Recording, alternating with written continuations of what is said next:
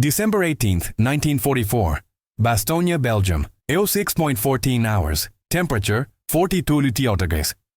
The sound Mike Kowalski would remember for the rest of his life wasn't the roar of tank engines or the thunder of artillery. It was the silence.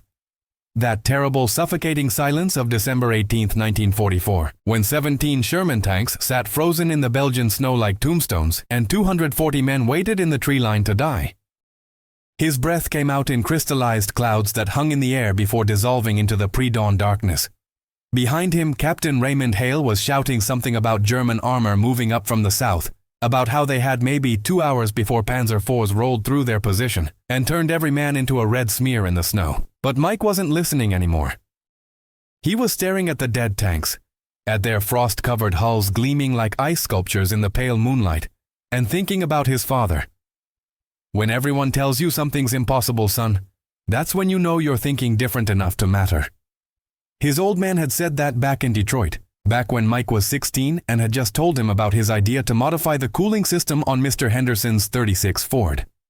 Everyone at the garage had laughed. His father hadn't. He'd handed Mike a wrench and said, "Show me." Mike had been showing people ever since. But this was different. This wasn't a stubborn carburetor or a seized transmission. This was physics fighting against him with the fury of a Belgian winter that had already killed more men than German bullets in the past week. Batteries frozen solid. Oil thick as concrete. Metal so cold it burned to touch even through gloves. Kowalski. Captain Hale's voice cut through his thoughts like a bayonet.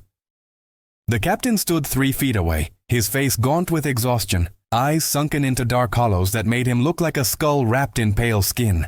28 years old, and already he looked ancient.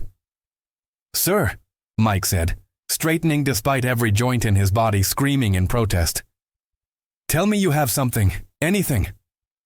Mike looked at the closest Sherman, a M4A3 with the name Iron Lady painted on its glacis plate in fading white letters.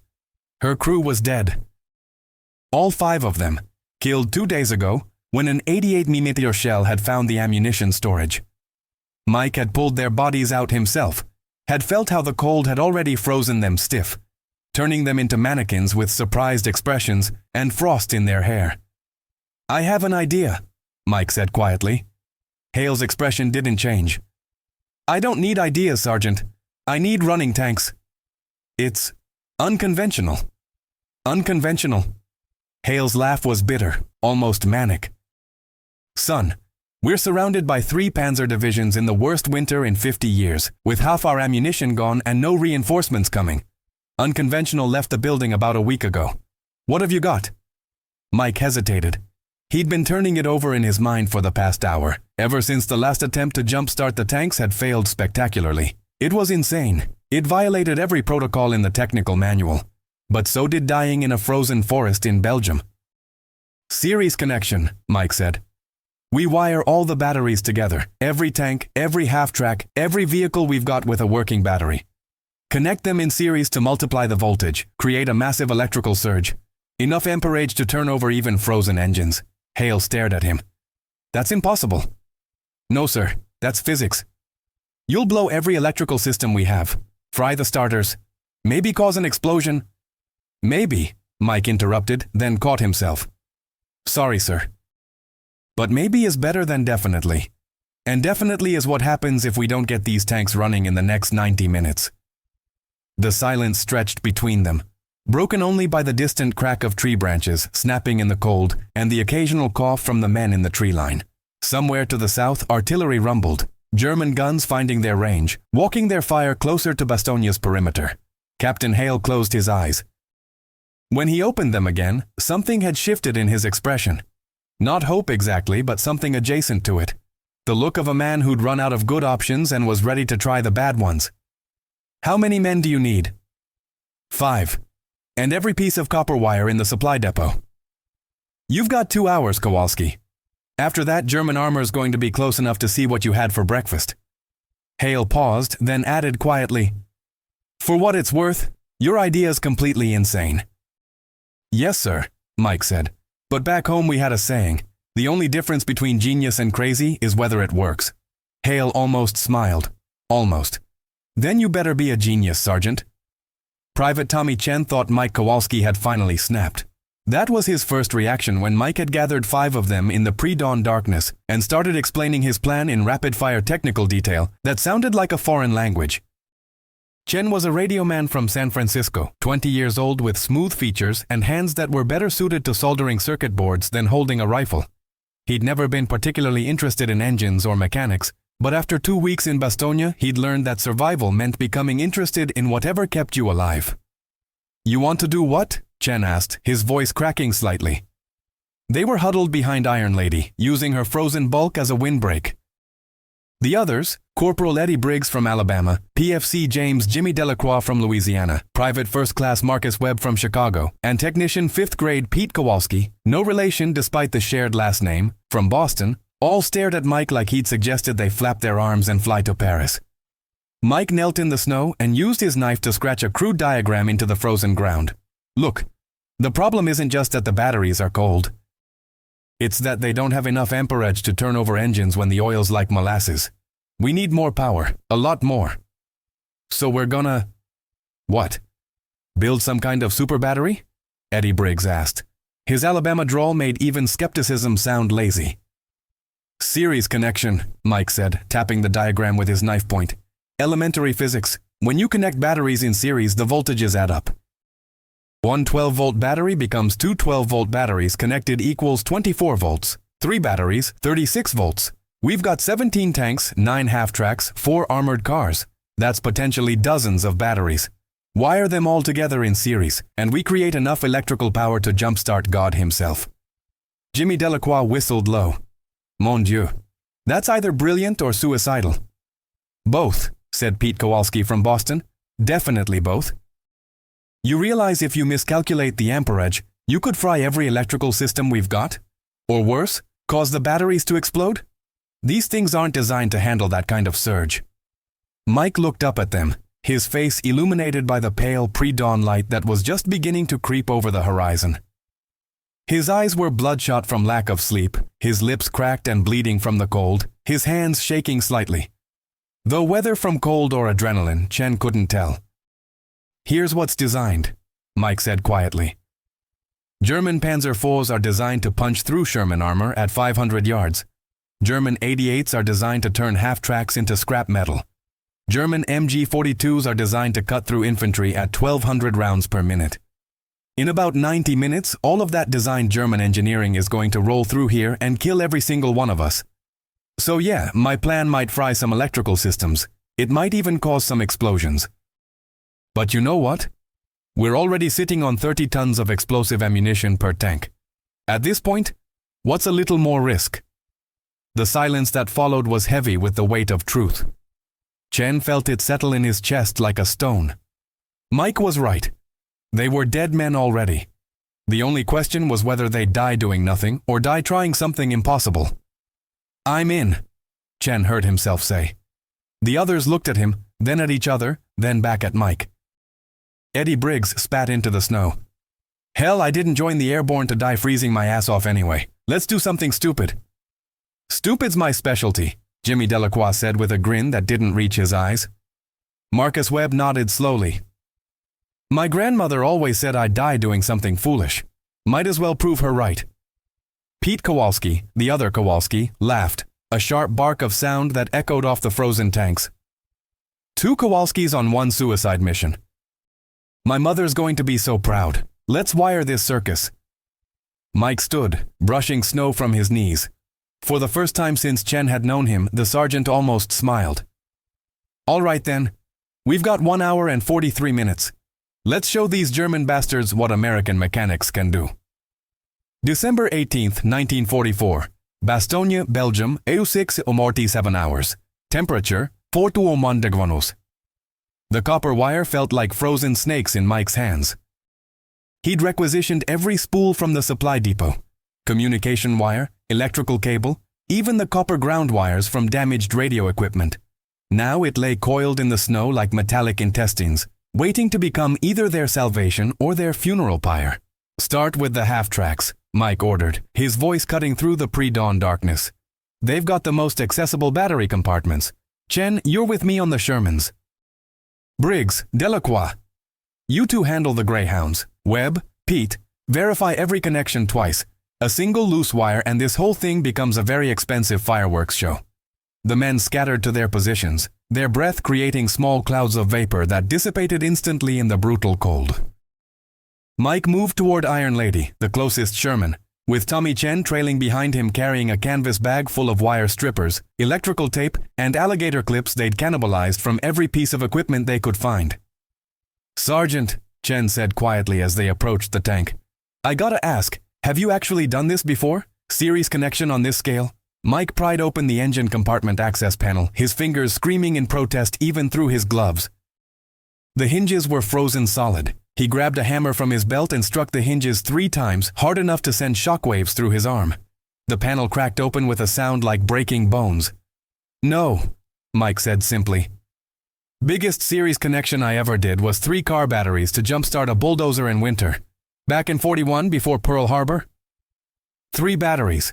Chen's voice was flat. "We're connecting 32. "Yep." "And if you miscalculate the voltage?" "Then we die 30 seconds faster than we were going to anyway." Mike looked at Chen, really looked at him. The kid's face was pale, not just from cold but from fear, raw, honest fear. "Chen, I'm not going to lie to you. This is either going to work or it's going to fail spectacularly. But here's the thing, failure looks the same either way. German tanks rolling through, us dying in the snow. At least this way we tried something. At least this way, we didn't just sit here and wait for it." Chen was quiet for a moment, then nodded. "My father used to say something similar. He ran a restaurant in Chinatown. When the Depression hit, everyone told him to close up, that he'd never make it. He stayed open anyway, served soup to people who couldn't pay. Nearly went bankrupt 3 times. Chen paused, a small smile crossing his face. "But he never closed. And when the war started, half the neighborhood enlisted, men he'd fed when they were starving. They remembered." "Did the restaurant survive?" "Yeah, my mom's running it now." Chen's smile faded. "I wrote her last week, told her I'd be home for Christmas." Mike placed a hand on the young man's shoulder. "Then let's make sure you keep that promise." The work was brutally methodical. Each battery had to be disconnected from its vehicle's electrical system, a process that required frozen fingers to manipulate frozen metal in darkness, broken only by hooded flashlights that barely penetrated the gloom. Then came the wiring. Positive terminal of battery 1 connected to negative terminal of battery 2, positive of battery 2 to negative of battery 3, on and on in an increasingly complex web of copper that spread through the motor pool like a nervous system. Eddie Briggs worked with the focused intensity of a man who'd grown up poor and learned early that machines didn't care about your excuses. They either worked or they didn't. His hands moved with surprising delicacy for someone who looked like he'd been assembled from spare linebacker parts, stripping wire insulation with precise cuts, crimping connections that would hold under massive electrical load. "Greyhound 4's battery is completely dead," he called out to Mike. "Won't even register on the voltmeter." "Skip it," Mike called back. "We need live batteries only. Dead weight will just drain the system." Jimmy Delacroix emerged from beneath a half-track, his Cajun features twisted in concentration. "Got a problem here, Sarge. Battery terminals are corroded to hell. Can't get a clean connection." Mike scrambled over, his boots slipping on ice-covered metal. He examined the terminals. Green and white corrosion had eaten into the lead posts like cancer. In normal circumstances, you'd replace the battery entirely, but these weren't normal circumstances. "Wire brush," Mike said. "Scrape it down to bare metal, then use the petroleum jelly from the med kit as a conductor enhancer. It's not perfect, but it'll hold long enough." "Petroleum jelly?" Delacroix looked skeptical. "You got a better idea?" "Not even a worse one." Delacroix grinned and went to work. Marcus Webb moved between vehicles with a voltmeter, testing each connection, calling out readings in a steady monotone that became almost meditative. 12.3 volts, 11.9, 12.7, 13.1. The numbers accumulated. The voltage climbed. With each successful connection, the series grew stronger, more powerful, more dangerous. Mike worked in a state of focused intensity that bordered on meditation. His world narrowed to wire and metal, voltage and amperage, the physical laws that governed electrical flow. His hands moved automatically, strip, connect, crimp, tape, test. While his mind calculated tolerances, estimated resistance, projected outcomes across dozens of variables. He thought about his father again. About standing in that Detroit garage at 3 a.m., the old man teaching him to rebuild a transmission by flashlight because the electric company had shut off their power for late payment. His father's hands, scarred and calloused, guiding his own smaller hands through the intricate dance of gears and bearings. Mechanics is just problem-solving, Mike. You look at what's broken, you figure out why it's broken, then you fix it with whatever you've got. Doesn't matter if you've got the right tools or the wrong tools or no tools at all. What matters is whether you're willing to try. Mike wiped frost from his eyes and kept working. By 07:30, the web was complete. 32 batteries connected in series, snaking through the motor pool in a complex network that looked like something from a mad scientist's laboratory. The main trunk line, a braided copper cable as thick as Mike's thumb, ran from the battery array to Iron Lady's starter motor. Every connection had been tested, retested, verified. The voltmeter reading at the final terminal showed 387 volts. Enough electrical potential to kill a man instantly. Enough power to turn over a frozen engine or explode trying. The team gathered around Mike in the pre-dawn light that was just beginning to paint the eastern sky a pale, sickly gray. They looked exhausted, frost-rimed, half-dead from cold and fear and lack of sleep. But they'd done it. Against all logic, against all protocol, they'd built something that shouldn't exist.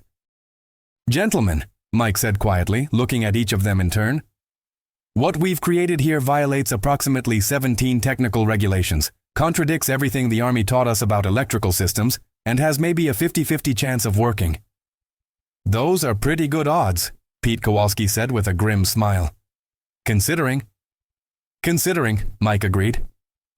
He pulled out a pair of heavy rubber insulation gloves, the kind linemen used when working on high-voltage power lines.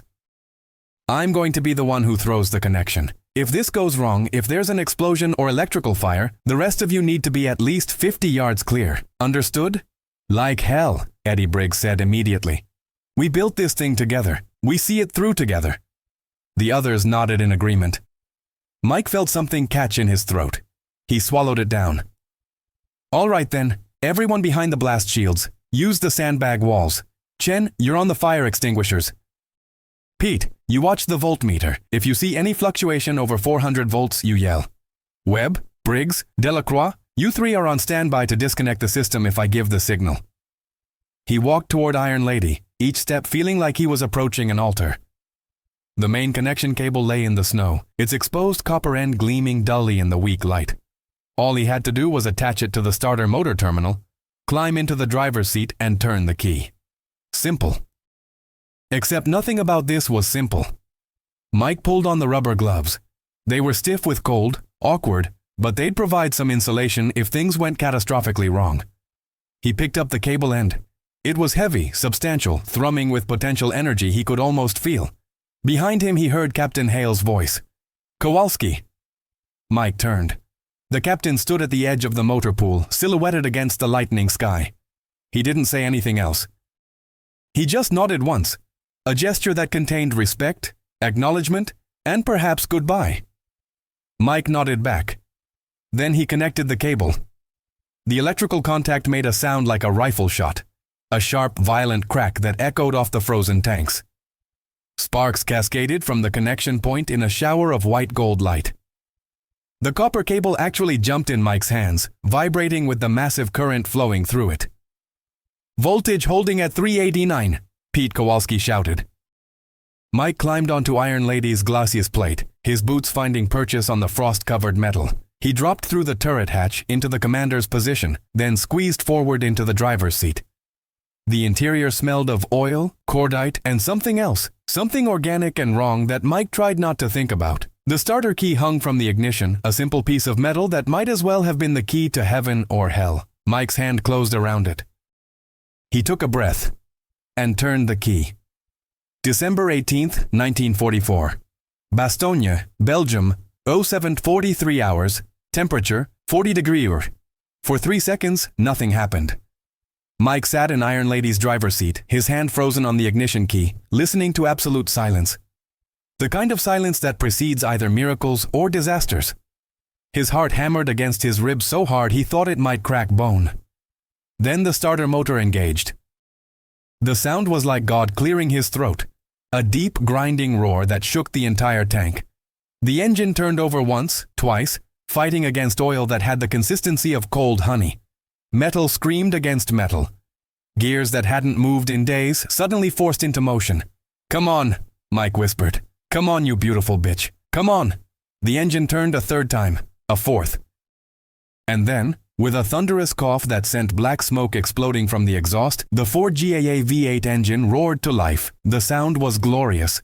It was the sound of 8 cylinders firing in sequence, of 500 horsepower waking from hibernation, of American engineering refusing to die in a Belgian forest. The entire tank vibrated with mechanical fury, 30 tons of steel and armor suddenly alive again, breathing, ready. Mike sat frozen in disbelief for a heartbeat. Then he started laughing, a wild, almost hysterical sound that bordered on sobbing. "It works!" he screamed, his voice lost in the engine's roar. "It actually works!" Outside he could hear the others shouting, their voices high with disbelief and triumph. Through the periscope he saw Tommy Chen jumping up and down like a kid on Christmas morning. Saw Eddie Briggs pumping his fist in the air. Saw Jimmy Delacroix actually dancing in the snow. But there was no time to celebrate. Mike scrambled out of the driver's seat, dropped through the hatch, hit the ground running. "Move! Move! We've got 16 more tanks to start. Chen, disconnect the cable, move it to the next Sherman. Pete, verify the battery array is still stable. Everyone else, prep the next vehicle." The team exploded into motion, working with the desperate efficiency of men who'd just been given a second chance at life. The main cable was disconnected from Iron Lady, still humming with residual current, and dragged through the snow to the next tank in line, a Sherman named Devil's Daughter. Mike repeated the process. Key in ignition, turn, wait. The engine coughed, sputtered, and caught. 2 tanks running, they moved to the next, Mississippi Mudcat. The engine turned over on the first try, roaring to life with almost eager enthusiasm. 3 tanks, Brooklyn's finest, Prairie Thunder, knockout. One by one, the Shermans woke from their frozen sleep. Each successful start built confidence, proved the concept, turned Mike's ridiculous idea into undeniable reality. The motor pool that had been a graveyard 30 minutes ago now thundered with mechanical life, engines roaring, exhaust smoke billowing, the very ground vibrating with power. The half-tracks came next. The M3s were easier, smaller engines, less frozen oil. They started with almost casual ease, their engines adding their voices to the growing chorus of mechanical resurrection. By Airweight 15 they had 12 Shermans running, 7 half-tracks, and 3 M8 Greyhounds. Captain Hale appeared at Mike's shoulder, his face transformed. The exhaustion was still there, the hollow-eyed weariness of a man pushed beyond human limits. But now something else burned in his expression. Hope. "Kowalski," Hale said quietly, having to shout over the engine noise. "What you've done here—" "Sir, we're not done yet," Mike interrupted. "We've still got 5 Shermans frozen, and we need to get these vehicles into defensive positions before—" The sound cut him off. It came from the south, distant but unmistakable. A low, grinding rumble that wasn't thunder, wasn't artillery. It was the sound every Allied soldier had learned to fear in the European theater.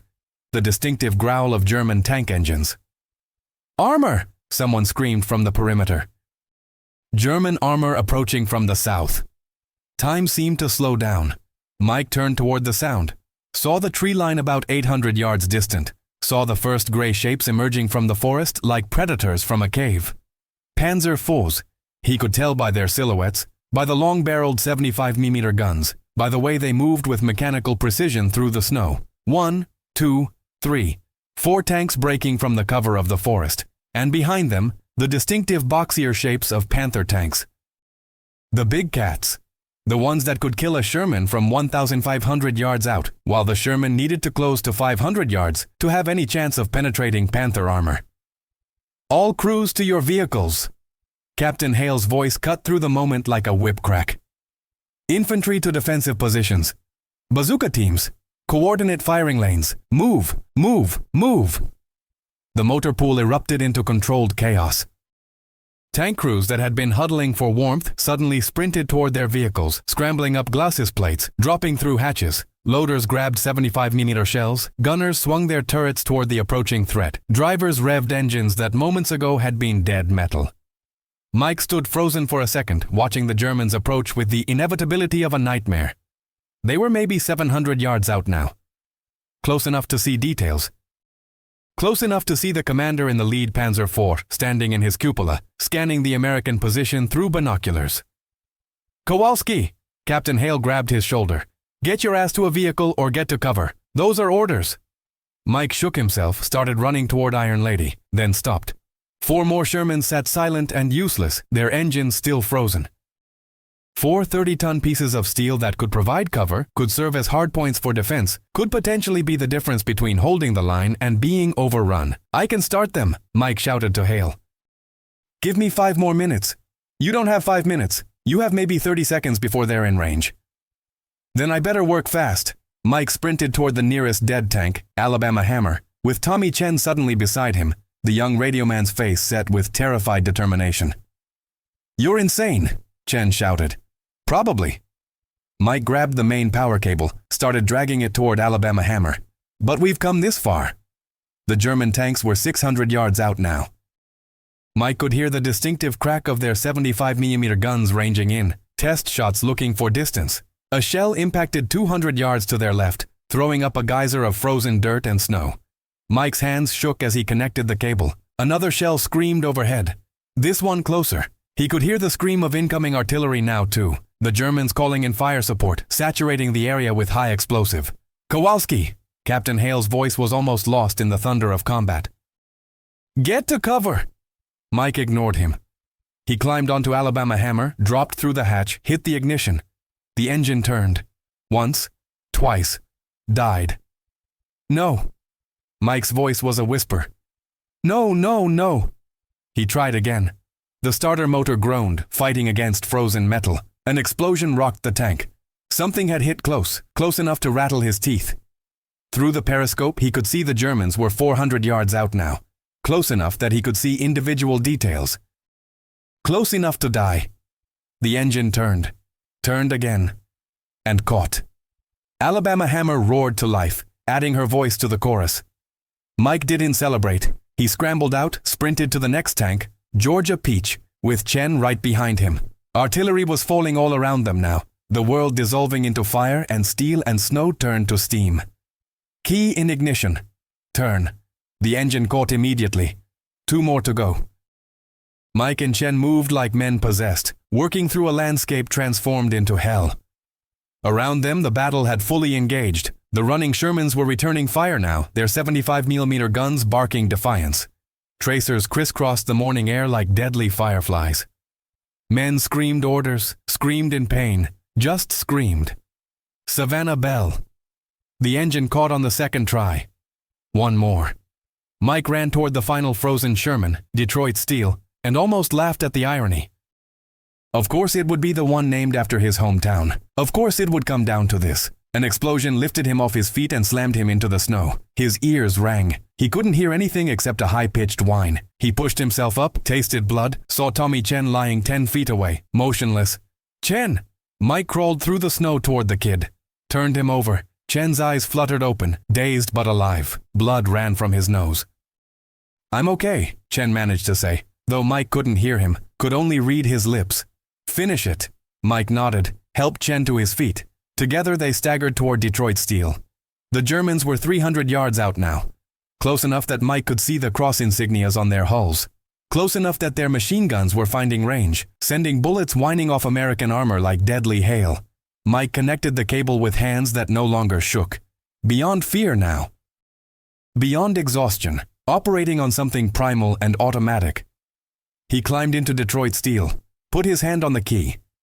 Through the periscope, he could see a Panzer V's gun turret tracking toward him, the long barrel adjusting aim. He watched it with strange detachment, wondering if this was how it ended. In a tank named after home, trying to start an engine that didn't want to wake up. He turned the key. The starter motor groaned. The Panzer fired. The 75mm shell passed so close that Mike felt the shockwave even inside the tank, felt Detroit steel rock on her suspension. The round hit the ground 15 feet away, exploding with enough force to crater frozen earth. The engine turned again. Mike whispered, "Please." And Detroit steel answered. The engine roared to life with a sound like salvation, like every prayer Mike had ever whispered, like his father's hands guiding his own in that Detroit garage so many years ago. Every tank was running now, every single one. 17 Shermans that had been frozen tombstones were now living, breathing weapons of war. Mike scrambled out of the tank, dropped to the ground, ran. Artillery fell like rain. Bullets carved the air. Men died. But the tanks, his tanks, their tanks, the tanks were fighting back. 3 hours later, the German attack had been repulsed. Not easily, not cleanly, but repulsed. 6 Shermans were damaged, 2 destroyed, 11 men dead. 23 wounded. But the line had held. The armor that Mike and his team had resurrected had provided the firepower and mobile cover necessary to break the German assault, to send the panzers retreating back into the forest, to buy one more day of survival in the frozen hell of Bastogne. Mike sat with his back against Iron Lady, too exhausted to move, watching medics work on the wounded. His hands were burned from the electrical work, his ears still ringing from explosions, his body a map of bruises and small cuts he didn't remember receiving. Tommy Chen sat beside him, a bandage across his forehead, blood dried on his face. Neither of them spoke. Words seemed insufficient. Captain Hale approached, moving like a man who'd aged another 10 years in the past 3 hours. He stood looking down at Mike for a long moment, then simply said, "Sergeant Kowalski." That was the most ridiculous, dangerous, irresponsible thing I've ever seen a soldier do. Mike nodded, too tired to defend himself. Hale continued, "It was also the most brilliant. You saved this position. You saved 200 lives. The general's recommending you for the Silver Star." Mike looked up at him. "Sir, I don't want a medal. I want to go home." Hale's expression softened. "Don't we all, son? Don't we all?" He paused, then added, "What you did with those batteries, connecting them like that, they're going to want you to teach it. Every motor pool in the European theater is going to want to know how you did it." "It was just physics," Mike said quietly. "And desperation. Best inventions usually are." Hale nodded toward the running tanks. "They're calling it the Kowalski connection in the radio reports. Your ridiculous battery trick is already spreading through the army grapevine. By tomorrow, mechanics from here to Paris are going to be trying it." Mike thought about that. About his father's garage in Detroit. About the simple truth that when everyone tells you something's impossible, that's when you know you're thinking different enough to matter. "Sir," Mike said, "if this trick helps even one more crew get their tanks running, helps them survive one more day, then maybe all of this was worth something." Hale was quiet for a moment, then placed a hand on Mike's shoulder. "Get some rest, Sergeant. We're still surrounded, still outnumbered, still fighting a war. But because of you, we're fighting it with working tanks. That's something." As Hale walked away, Tommy Chen turned to Mike. "Hey, Kowalski." "Yeah?" "When we get home, when all this is over, I'm coming to Detroit. You're going to show me that garage your old man had, and you're going to teach me everything you know about engines." "Deal." Mike looked at the young radio man, this kid from San Francisco who'd followed him into madness and survived. He thought about home, about his father, about all the things they'd do if they lived through this frozen nightmare. "Deal," Mike said. Around them the tanks idled, their engines creating a symphony of mechanical life in the frozen morning. 17 Shermans that shouldn't be running but were.